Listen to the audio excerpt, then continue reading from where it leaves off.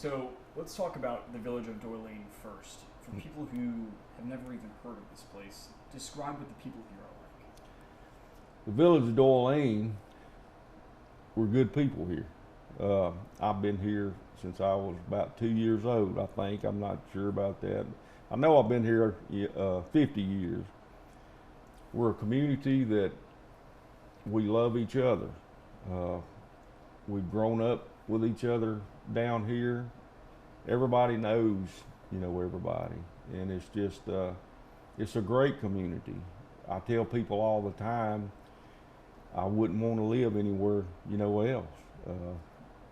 And me and my wife, we've been married 32 years, and our kids, grew up here, went to school here, and it's just it's a wonderful community. What does this place mean to you? Doyline is my home. Uh, it means,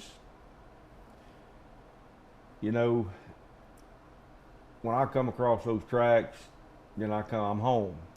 So it's just a good place. We were speaking with a guy right before you and I started talking, and he described it as a generational place. People have just been here for so long. Yeah, there's a lot of we grew up down here. A lot of people that I went to school with, graduated with. They're still here. They don't live inside the village corporate limits. They're outside the limits. But it's a place where everybody knows each other. Oh yes, sir. How many people, just off the top of your head, actually live in Doyline?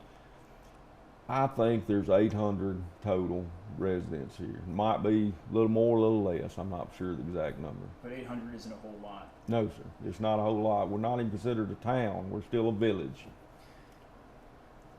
Describe who Billy was as a person.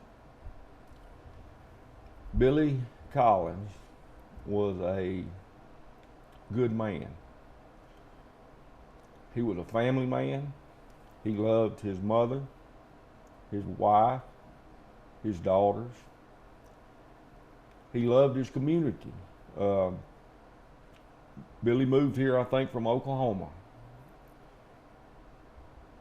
When he come to me a couple of years ago and wanted to come to work, on the department, he didn't know a lot of people. And one of the things that he told me was, I want to come to work for Doyline because I want to be part of my community. I want to get to know the people. I want to make it feel safer. And about 2 months after he came to work, I'll never forget, he come to the house and he called me boss. That's all he would call me, was boss. We never called each other by name. We probably called each other some things we didn't need to call each other, but it was in joke and love. And he said, boss, thank you for giving me the opportunity to work here, because I'm getting to know people, And he was kind of standoffish. I guess you could kind of say he was maybe a little quiet or shy. But after you got to know him, he was a big teddy bear.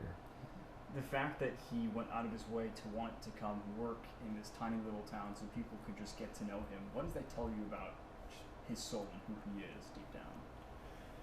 He's a good person. He just cared about others, For God's sakes, it wasn't for the money that he wanted to come here and work. He wanted to show love, That was Billy. He wanted to show love. If he thought I was down about something, he was always calling me, hey boss, what's going on? What's the matter with you? Or he'd see me in the yard. He'd see me walking across my yard and think I was down about something. He'd pull in and say, you okay? That's just the kind of person he was, a caring person. And he knew how to talk to people. He had a way that he could talk to you that could bring you down, and from bad situations and make you go up, in a good way. I truly believe that the Lord places very unique people like that in our lives for a reason. My wife's aunt was a very similar person. She was outgoing, she loved people, and she tragically passed away at a very young age. And we never really understood why. We're always like, well, why are you taking her? Of all the people to take, why her? But I think there are lessons to be learned from the way that we lived our lives. You know, we'll never be able to fill those holes, but in your opinion, how can we walk more like the way Billy did? To walk the way Billy did would be to walk caring about everybody, you know, and be concerned about your community, and want to be a part of your community.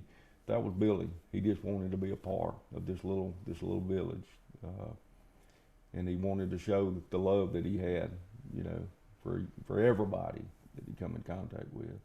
Where have you received an outpouring of support from? It's not just Louisiana. I received a call from Australia, and the guy was very sincere. He was crying, and he told me how sorry he was for our loss. It's just coming from everywhere. I just got off the phone with a guy from Ohio who is making a wood plaque that's got all Billy's information on it, and he was asking, you know, where to send it to. It's just unreal, the support. This little town that probably nobody really knew about, it's just unreal. It's coming from everywhere. Does that restore your faith in humanity?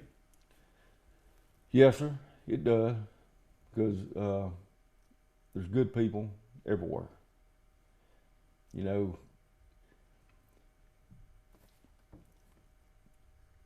you ask me how I feel right now, you know, I'm hurt, I'm sad, and I'm angry. I'm hurt because it happened here in this little community that I've been part of my whole life.